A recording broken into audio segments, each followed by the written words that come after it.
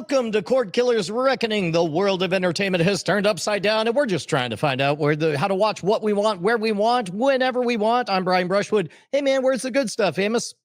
It's in our lineup, man. We actually have we got some good stuff in here. Things that I like to talk about. No, it's like it's every so often you get a candy week where everything is like, well, that's neat, that's fun, except for one thing where it's like that's not very fun at all. But fortunately, we have some things that even some things I'm not excited about that I still want to talk about. So, oh man, well, I guess we should start. Do you want to begin the supply run? I do. Yeah. Supply run.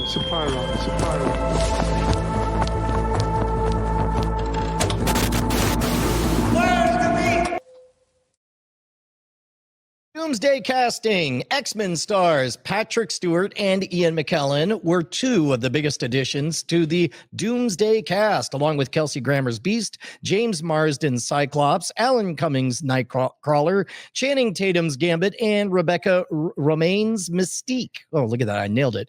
Simu Liu's Shang-Chi, Florence Pugh's Yelena Belova, and Wyatt Russell's U.S. agent. That's the Bobo Kmart Captain America.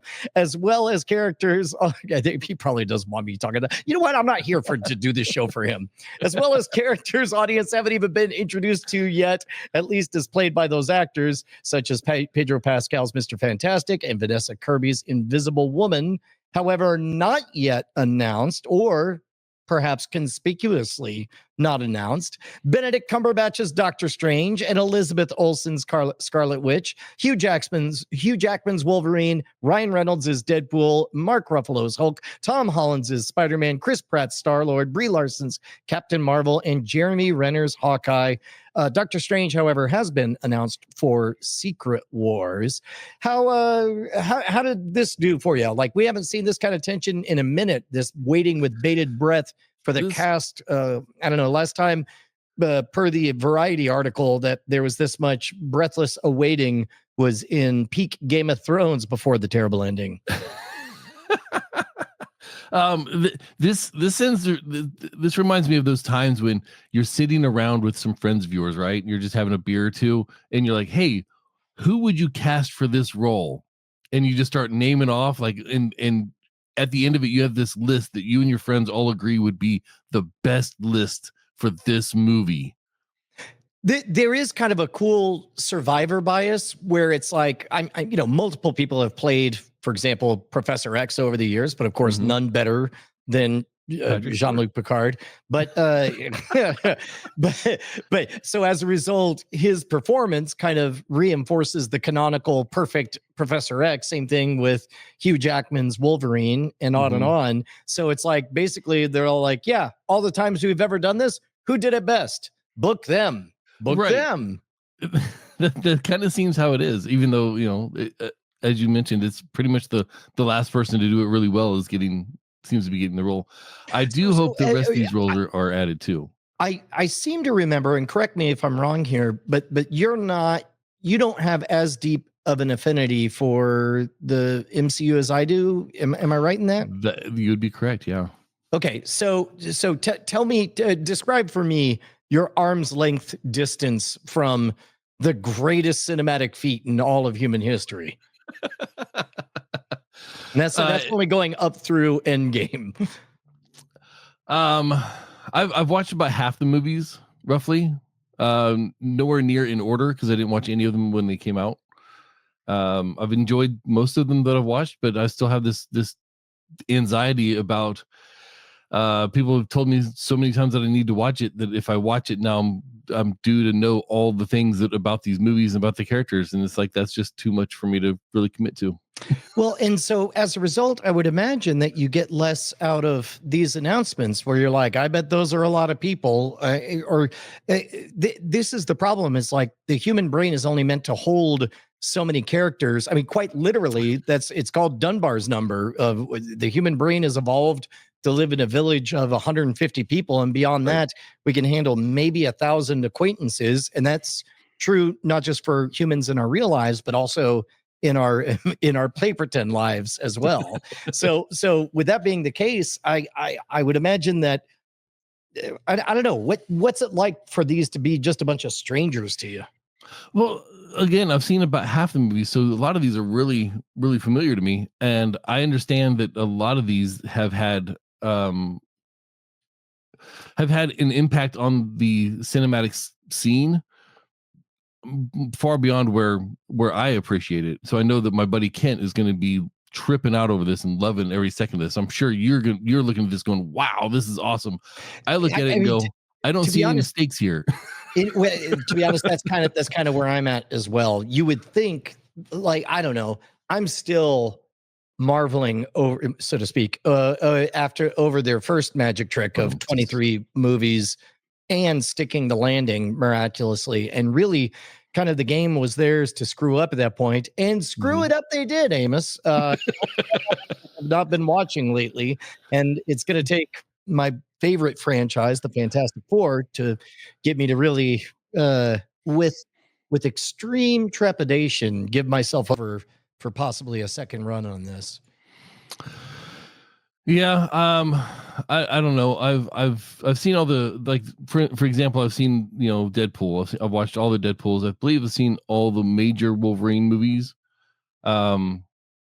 I see this list and I see Channing Tatum as Gambit, Rebecca Romijn as Mystique. Like, these are all names that I know. These are characters that I'm semi-familiar with.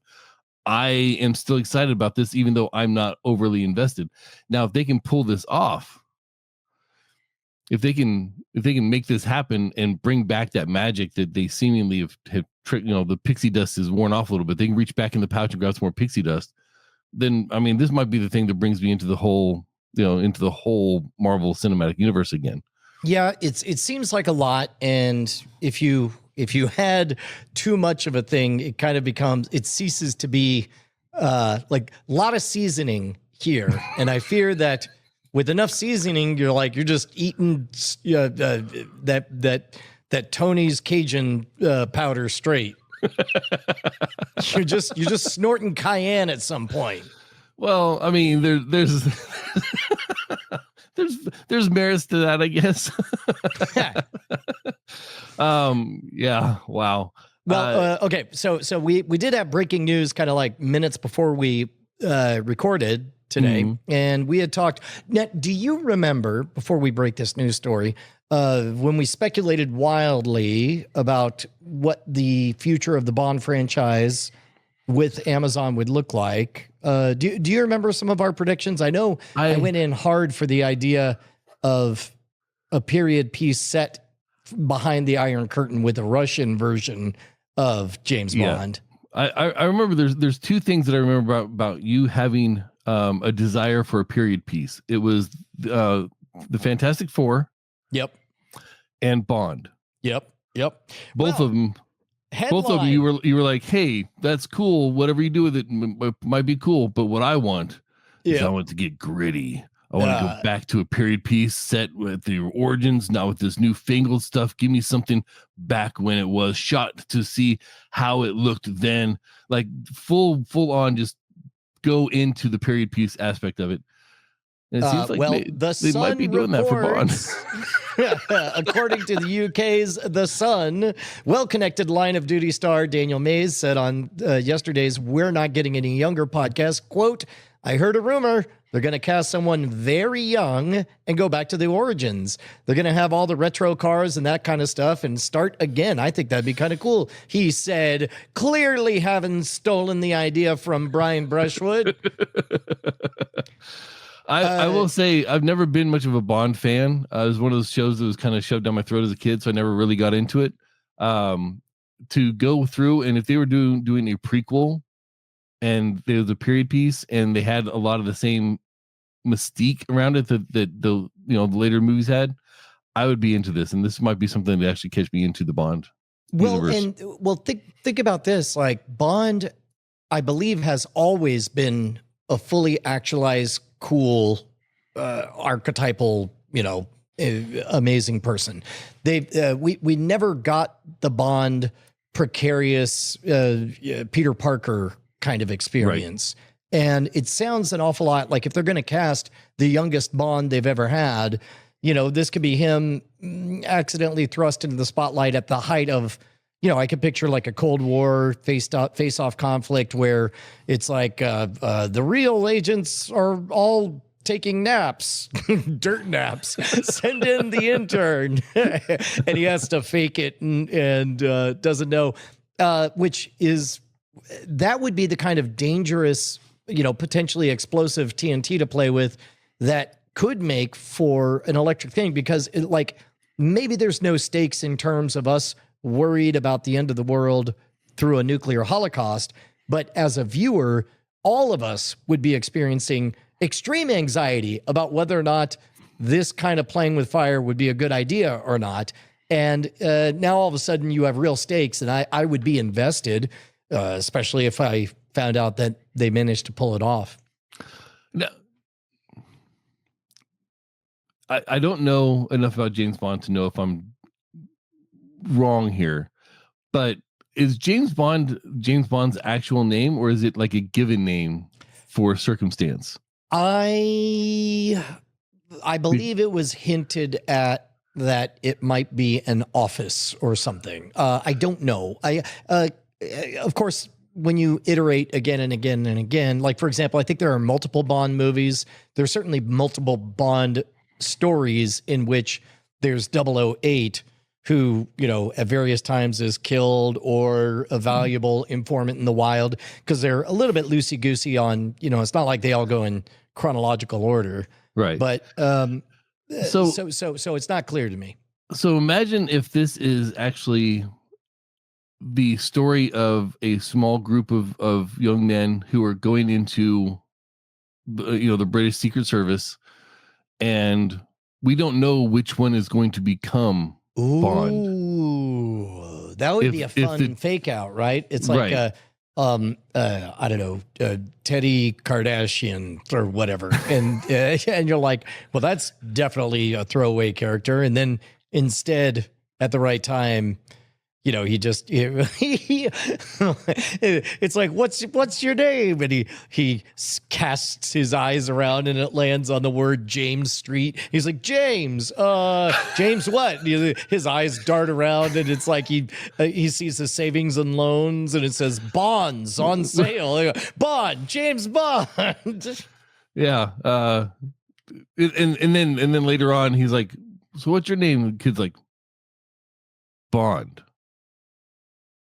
James Bond. Yeah. James, right? So it's like with a question mark on there. Yeah. I could see that. Yeah. But that would be an interesting thing. And to be honest, we also, part of the reason that we had to kind of, speculate and solve for this question of how they're going to handle it is because we were also trying to figure out what crazy things Amazon might want to be trying that would justify this new venture with the broccoli estate in the broccoli family. So I don't know. Maybe the idea of subverting some of the core character attributes, making him a lovable, can-do kid protagonist, might be one of those. Well, I don't know many people who just suddenly became a 30-year-old massively macho, super cool dude that knew all the right answers and had all the game. Like, everybody had to come from somewhere. So if you want to show me where Bond came from, like how he became James Bond that we all know, that's the interesting part of this experiment to me. Yeah. Well, I guess we'll await to hear rumors in the periphery beyond. But while we're waiting, where can we see more of this program? Well, let's try a little experiment of our own. Okay. Let's a young Tom Merritt before he became the expert fact-checking proper journalist, the anchor that keeps this a concrete news-related podcast. I think Tom was always just Tom. Actually, yeah. You made the mistake. He did. I don't know if you ever saw Mork and Mindy, but they have a baby. It's a giant egg, and out steps the fully mature Jonathan Winters. That's what happened with Tom Merritt. There was an egg, and he just stepped out. Nanu. That's right. If you want more of this, you can head over to patreon.com/Cordkillers. Yep. And what do you get? Ooh, it's- this is it's- well- fun. I like putting you on the spot. So Yeah, what do I get? Well, what do we get? Well, first of all, you get every episode. Yeah. I mean, just as a base level understanding here, you yeah, get but I every already episode. get all these episodes, plus I get ads.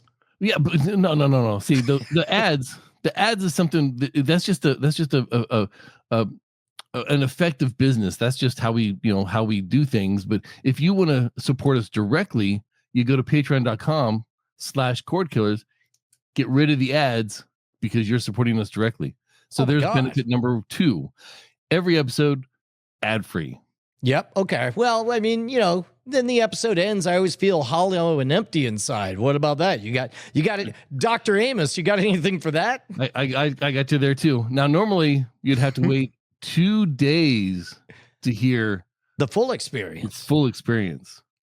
But what if we could forward time and just get you straight there immediately? Man, you on almost release have me day? sold. There's just one little thing. This is my Columbo impression. Just one thing that doesn't add up.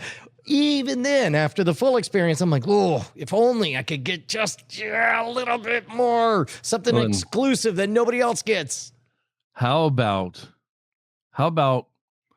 10 to 20 minutes of extra content, unfiltered, uncensored, ad-free, and exclusive only for Patreon members? All right, you sold me. Where do I go? Patreon.com/Cordkillers. Hey, we did it. We did the ad. Let's go. Let's hit this button right here.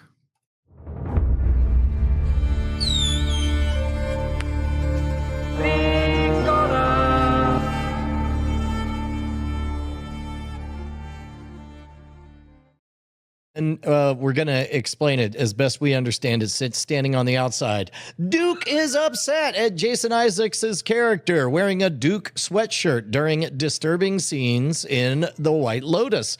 Frank Tramble, the university's vice president for communications, marketing, and public affairs, shared a statement with New York Times that conveyed the school's displeasure. Quote, Duke appreciates artistic expression and creative storytelling, but characters prominently wearing apparel bearing Duke's federally registered trademarks creates confusion and mistakenly suggests an endorsement or affiliation where none exists, he wrote in an email. Quote, The White Lotus not only uses our brand without permission, he continued, but in our view uses it on imagery that is troubling, does not reflect our value or who we are, and simply goes too far. Look, here's how good The White Lotus is I still don't know what happened in this scene. Justin Robert Young said, yeah, there's a moment this season that you're going to see some foreshadowing and you're going to think they're not going to go there, are they? And they went there. And now I'm finding out that apparently they went there and they got the t-shirt and it said Duke right across the front. So the larger question that I want to ask is, first of all, when it comes to creative storytelling, if this is often why you see at the end of the credits, this work is an act of is a piece of fiction. Any resemblance is purely coincidental, et cetera, et cetera. That's all to indemnify themselves against exactly this stuff. And of course, this is a bit of an empty threat. In order to take any legal action, they would have to make a credible case for what they call the reasonable man scenario, where a reasonable man would say, yeah, you materially harmed Duke's reputation and business with this artistic portrayal of this thing, which is incredibly difficult to do. So the obvious move for somebody who feels besmirched or doesn't like it is to act as though they would take action, but instead really what they're doing is they're making a public refutation. They are rebuking. It's called the old Duke rebuke. In this case, he administered the Duke rebuke, which is a sternly worded email. Now I do know, and this is, I'm going to go with context clues. If I was to guess, well, actually, I'm not going to guess. I'm not going to get. Well, actually, I will guess, and somebody can write us at cordkillers@gmail.com. Tell us how wrong we are. Yeah, I'm going to bet. I'm going to bet it has something to do with sexual assault, and I'm going to bet that they intentionally did that to evoke the news. I don't know, what was it, 4 years ago? there was some sexual assault news related to Duke. That's all I remember about that from that news cycle. I could understand why somebody artistically would want to use that lever to pull at some discomfort strings with, but we'll see whether or not I was right. Cordkillers@gmail.com. So television, movies, books, they're all about storytelling, and you're telling a story, and there's the main story you're telling. White Lotus has this through line that they're telling a story on. Then each season has a different arc, and then each episode has a different subset of that arc, or maybe its own little arcs. But everything is storytelling. You go down to the scene level, and they have this quote unquote disturbing scene while prominently wearing Duke merchandise, and whatever story you're telling, you've now involved Duke in the story because of the choice that you made. Was it a outward choice, like they said, yes, we want to have Duke sweatshirt here or whatever, or was it just they showed up with the Duke sweatshirt that day and they're like, yeah, we're gonna film it, just roll? Well, even if it was random and it wasn't an intentional costuming choice, it became an intentional costuming choice when the director or the producer or anybody looked at it and said, yeah, that works. That's part of it. But the case that Duke gets to, this is the whole power and curse of a brand, right? A brand is quite simply a reputation for something that isn't a person. So you build a reputation with Duke, and then you're so proud of it that you trade on it. You sell those hats and T-shirts, and you get to say, yes, that's us. Now it becomes a two-way street, and we have seen brands totally get destroyed through reasons of no fault of their own. For example, Ford, did you notice that for a minute, the Ford Bronco didn't exist? It only recently has come back as kind of a Jeep Wagoneer-esque retro-looking vehicle. Yeah. You got any guesses, Amos, as to why the Bronco just didn't exist for a while? I'm going to say there was some bad press with the Bronco rolling over. Yeah, blowing up. Wait, no, not blowing up. Do you know?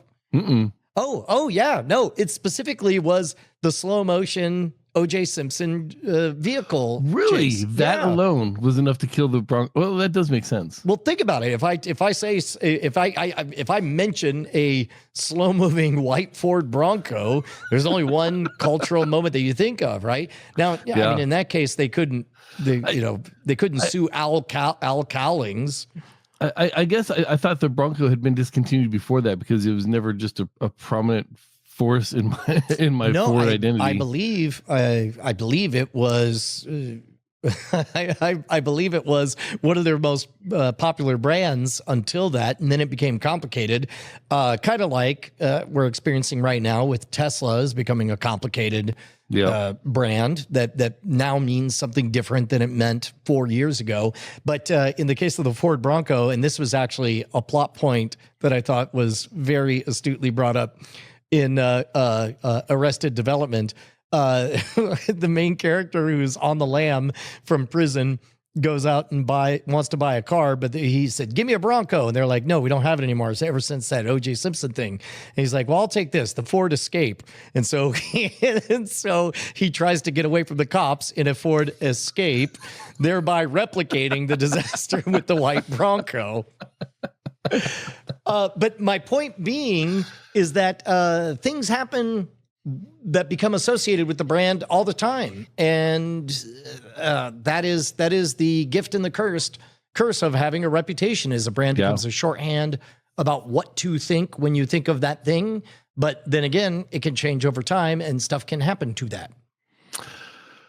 Yeah, and I understand Duke wanted to throw a rebuke out there, the Duke rebuke, and kind of make sure that they're at least reactive to something they don't like about their brand being used. But at the same time, like you said, Brian, there's really no recourse for it. And you can just hope that when you build a brand, I don't know, some people I know have built brands, that when you build a brand, that you inspire a brand in such a way that nobody wants to use it in a scene like this on a TV show.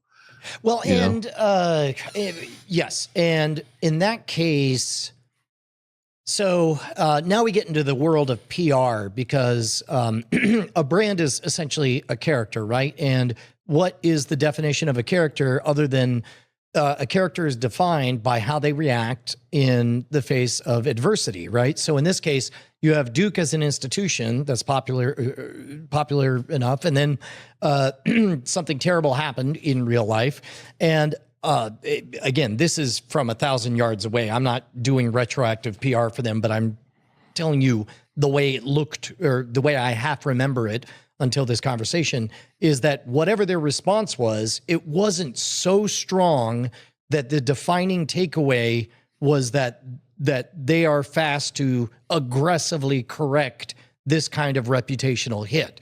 Right. And it may be that they handled it exactly right, because there are some times where the best you can hope for is to get away without people, is to get people to stop talking about whatever the thing is. In which case, the mere fact that we're still talking about the thing that we don't even remember what's happening is part of the problem on that. Anyway, we have another story that is actually the first story. I ended up putting the Bond story up at the very top because the new news as of today was it being a period piece, but also on the docket was Amazon MGM did announce that it has tapped veteran producers Amy Pascal and David Heyman to produce a new untitled Bond feature. Pascal, best known for work on Sony's Spider-Man cinematic franchise and other Bond films, including Casino Royale, Quantum of Solace, Skyfall, will produce the new Amazon project through Pascal Pictures. So I am assuming that is the exact same project that we were talking about. And really what this does for me is give me a sense of credence that the people that are handling it do know what they're doing. So, these are not the worst Bond movies by any means. Well, and also it is kind of funny. Maybe I was thinking about this other story when I brought up the Peter Parker kind of precocious Bond idea, but that would make sense. That's somebody who's a good steward of that kind of archetype. Yeah. Yeah. This is one of those things where I typically kind of brush Amazon off on their originals because they haven't built up enough of a reputation for me where I'm like, oh, Amazon's making this. Yeah. A brand where I'm like, oh, I need to go check this out because Amazon made it. Well, and this is the blessing and the curse, right? Where it's Amazon that wants to trade on the good reputation of the Bond franchise, and the Bond franchise that is excited about the possibilities of working with Amazon, but also worried about, tarnishing their brand, because when you let go of control of something, it has the possibility to become a White Lotus to Duke. Yeah. By the way, Ambassador Domo in the chat helpfully brings up some ages. You want to play? Oh, you probably already looked. I have not. I was about to click it. Okay, don't click it. Okay. Don't click it. Don't click it. I'm going to say a Bond actor, and everybody at home and you can lock in your guess. George Lazenby, which I believe he only did one Bond movie. What age do you think George Lazenby was? How old was he at the time? Yeah. 30. Wow. 29. Yeah. Okay. Sean Connery. He did several, so you can get a range. Several. Yeah. I want to say he started, we'll go like 27 to 40. 32 to 41, not bad. Okay. Daniel Craig. Oh, he was older. He was like, I want to say he was like 38 to 45. Wow, you nailed 38. He stopped at 51. Okay. Timothy Dalton. Oh, we're getting into names I can't picture in my head. I'm going to go 33 to 41. 41 to 43, not bad. Pierce Brosnan. Okay. Oh man, that's GoldenEye era. Yeah.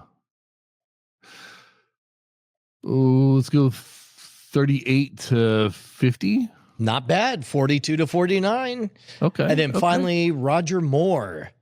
Oh, going way back. Let's go with I don't know. They smoked a lot back then, so their ages are harder to see. Yeah, I know, right? And also the fashion seems to age everyone up to our eyes. Yep. I'm going to go 25 to 35. Wow, way off. 45 to 57. He played Bond almost to 60. Wow. Well, there you go. Thank you very much, Ambassador Domo, for that. Shall we move on and inspect the buried treasure? Let's do that. Most people want to know why they suddenly got rich. Buried treasure.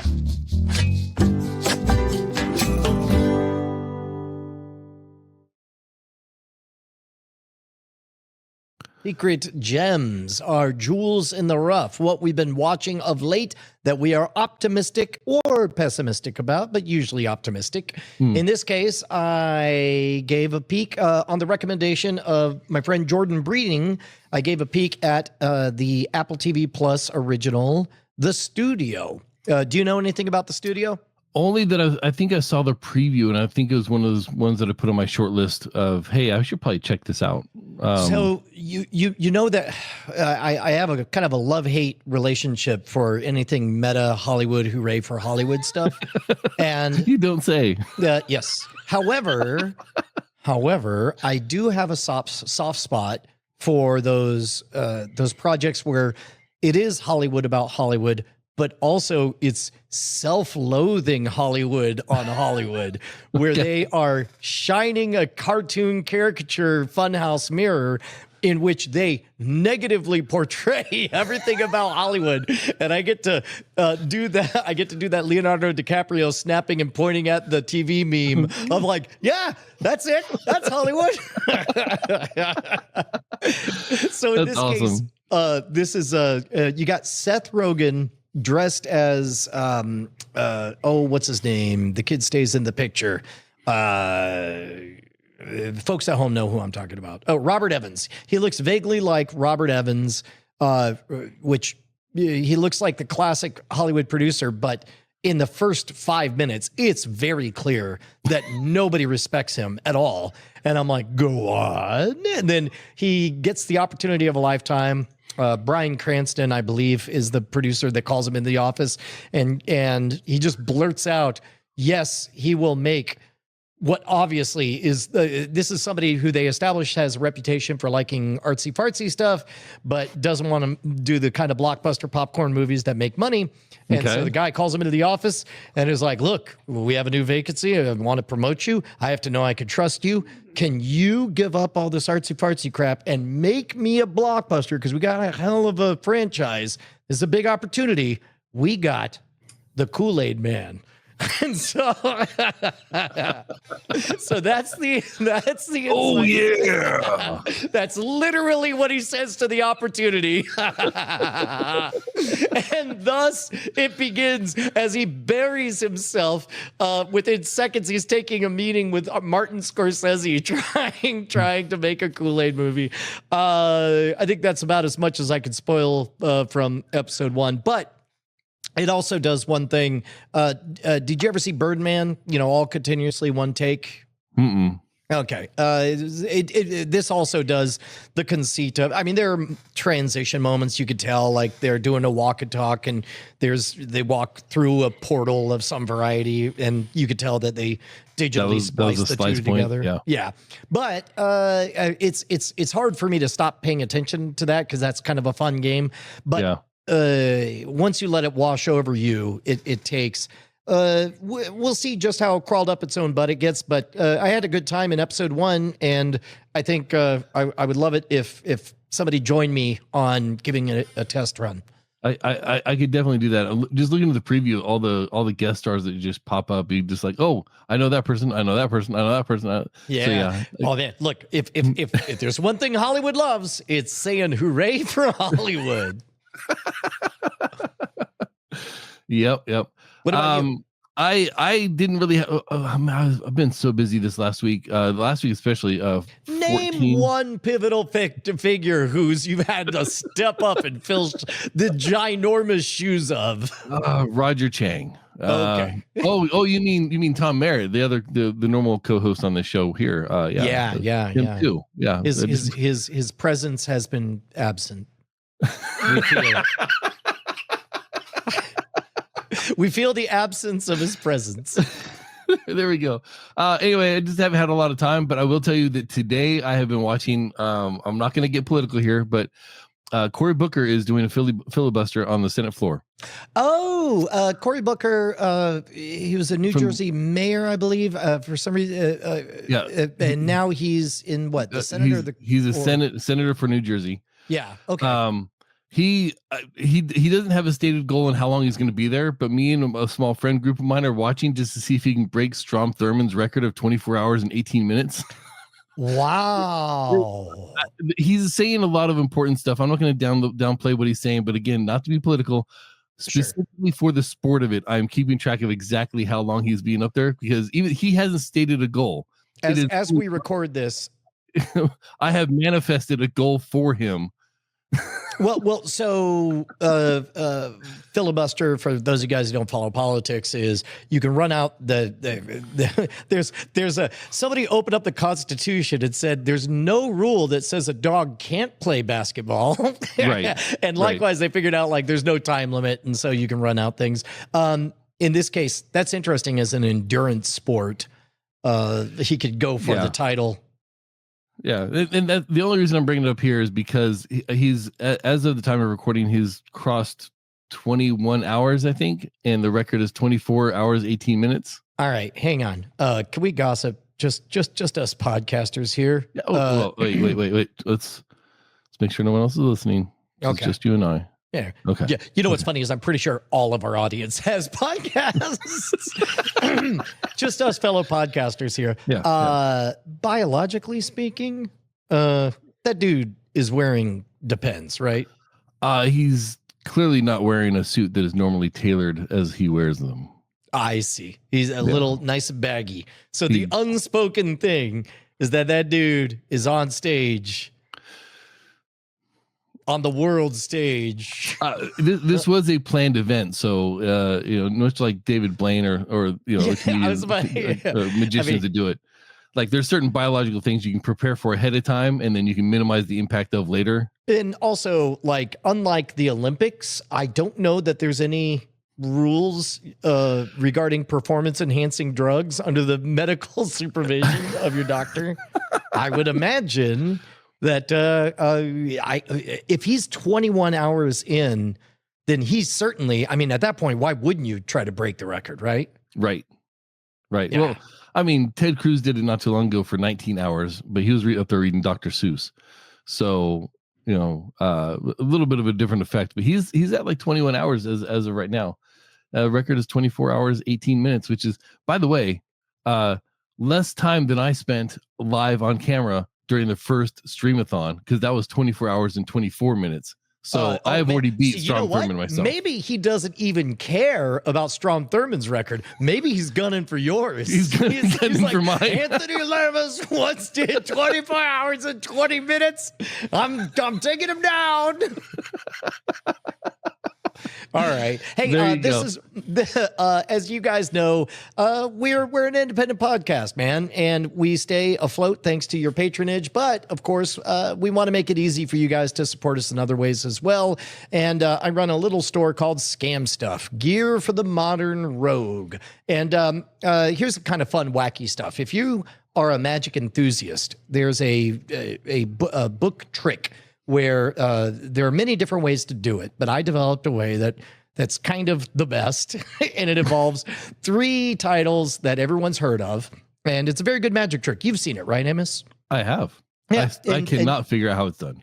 Well, it's very elegantly designed so that even a beginner, a high-end enthusiast, it's very expensive because mainly it's owned by traveling entertainers who want a solid, powerful 5 to 12 minute routine that it's just incredibly well designed, but it's so perfect and simple that a beginner or high-end enthusiast who doesn't mind spending a lot of money on it can have it for their bookshelf, and they can amaze anybody. And that's available if you look up Brian Brushwood book test at scamstuff.com. Now, here's the thing, though. A lot of people think they know how it's done. It's however clever you think it is, it's even more clever because there are multiple routines built into it.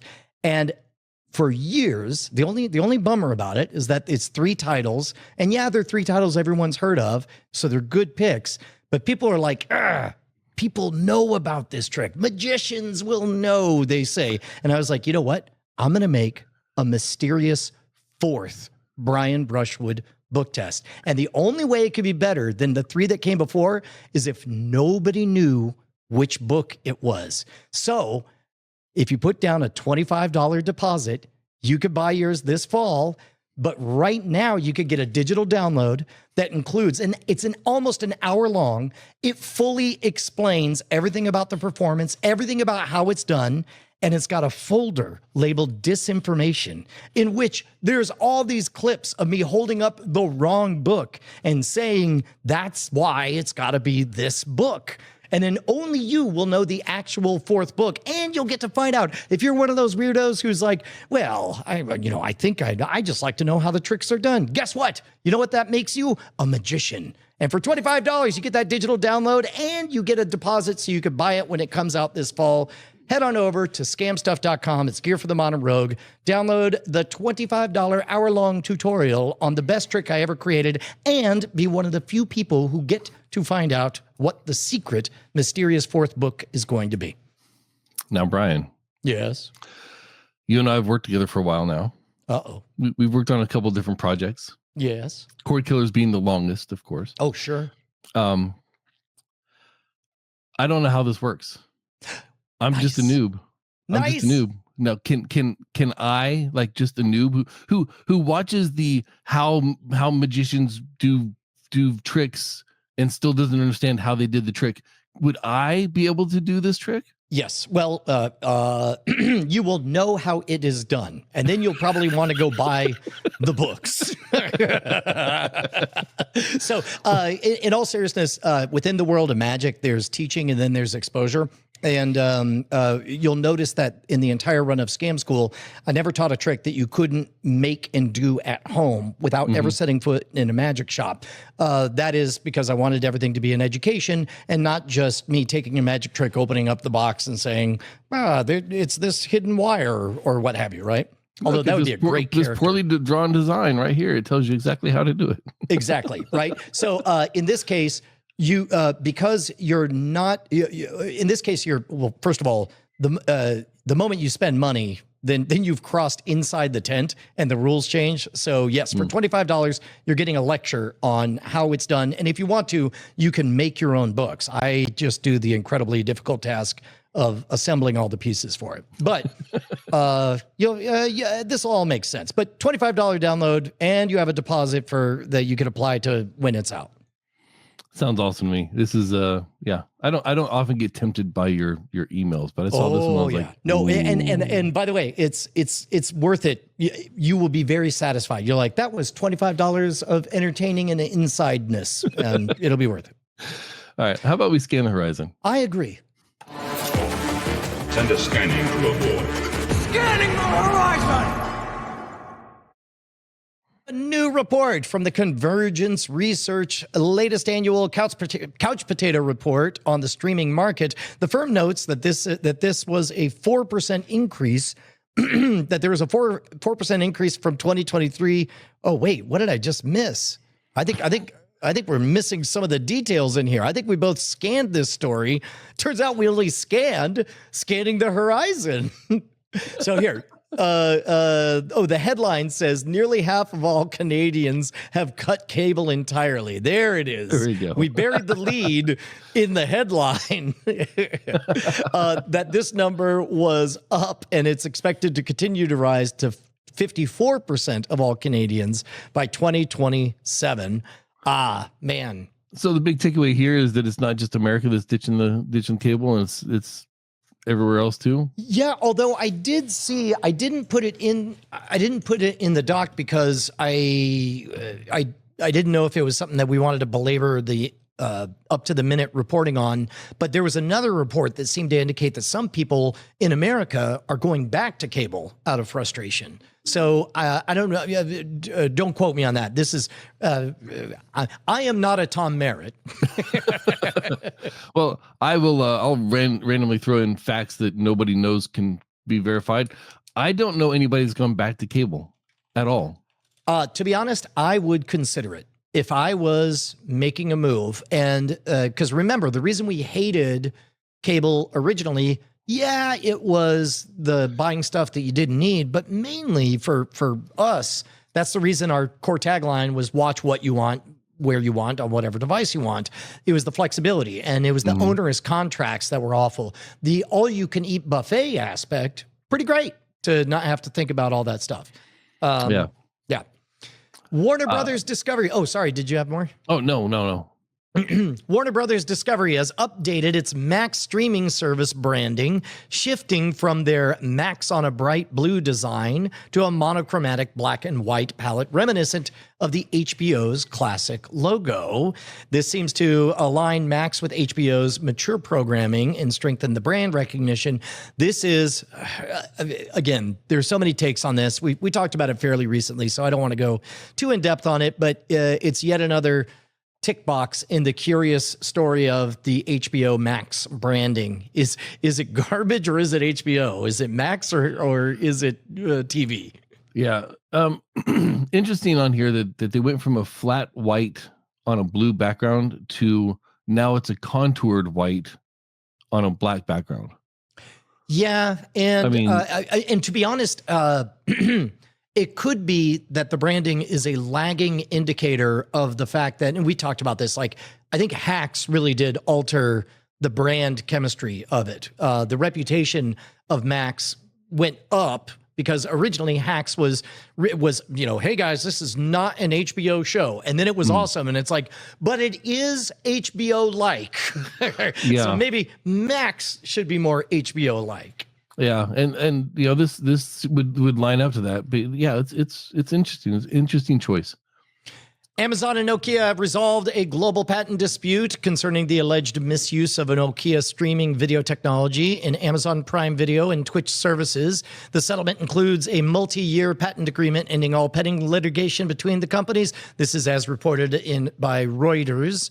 And Netflix's first quarter viewership saw a 9% year-over-year increase, partly due to the unexpected success of the miniseries Adolescence. This is per investors.com. It features relatively unknown actors and minimal marketing, and apparently is quite good. I'm seeing articles pop up about it, which is usually a good proxy indicator that somebody's onto something that is touching a cultural milestone. Yeah, I like this Netflix story. Anytime you can say, hey, there's a they're succeeding, it's doing good, and it's all because of this property that you've never heard about. Yeah. Well, if they're throwing that kind of weight behind the property and saying it's resulting in these positive numbers, now I definitely want to see this. I've never heard of this Adolescence before now. Of course, I probably haven't logged into Netflix in 2 months, but all right. Well, I've got an important call to action after this brief pause. And now let's jump into the chatter. You've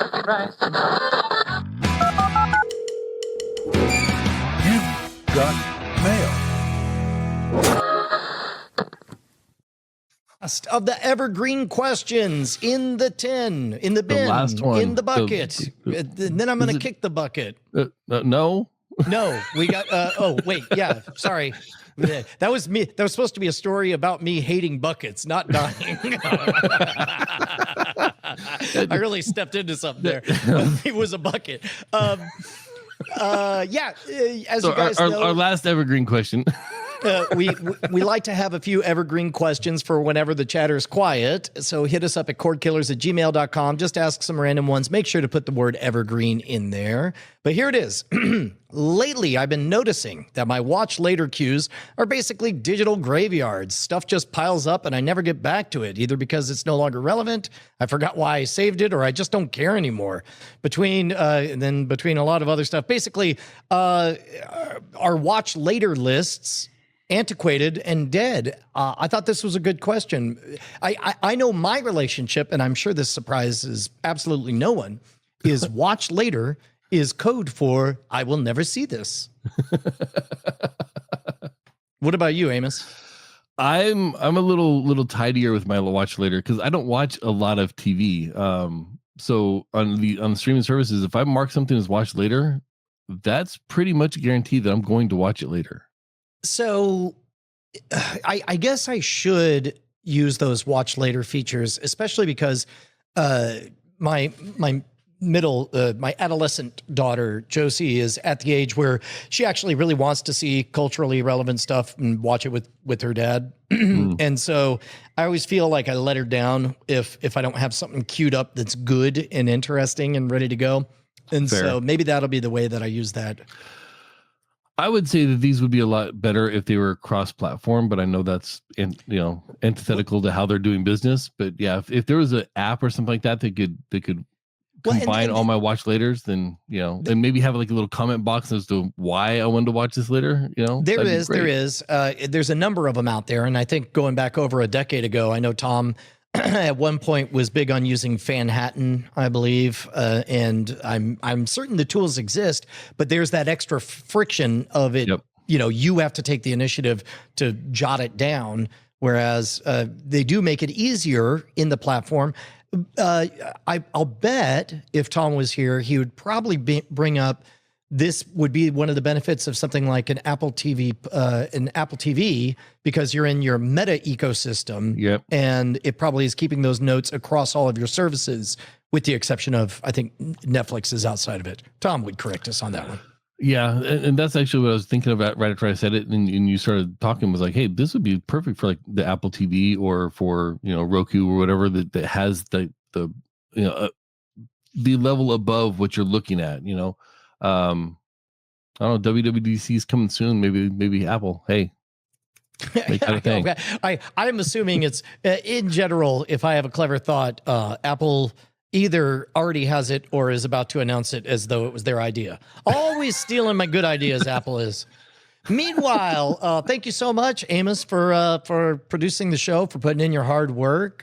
Thank you to Tom Merritt for finally quit hogging the spotlight and allowing the children to dance around. I'm surprised we didn't get more feedback from last week's show. And if we don't get more feedback from this show this week, you know what? I believe the audience is making a judgment and we're receiving the silent treatment. I think it's a scathing indictment. I think that you and I failed in our job to Voltron up and create a virtual Tom Merritt. But if we're wrong, hit us up, cordkillers@gmail.com. Our website is cordkillers.com. Our email address is cordkillers@gmail.com. We're live on twitch.tv/Night Attack Tuesdays at 5:30 p.m. Eastern, 2:30 p.m. Pacific. I reckon we'll talk to you next time. Neither one of those are time zones we're in. I know. I noticed.